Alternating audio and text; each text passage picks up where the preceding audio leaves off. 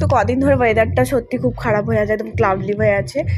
তো ওয়েদারের মধ্যে আমার থোবড়াটাও খারাপ হয়ে আছে। তো চলো ফ্রেশ আপ হয়ে নিই, তারপর স্নান টান করে আমি রেডি হয়ে নিয়েছি। আর এখন স্নান করা মানে বিশাল বড় একটা যুদ্ধ পার করা।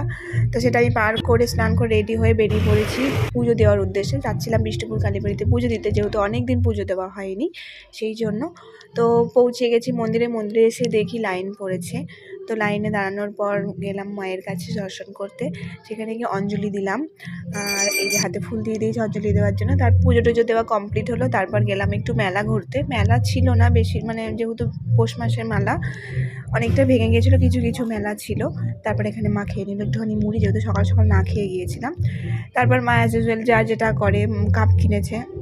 তো কাপ টাপ কেনার পর একটু এদিক ওদিক ঘোরার পর লাস্টে কিনলাম জিলিপি। মেলায় যেটা কিনলেই না কেনার পর দিন বাড়ি।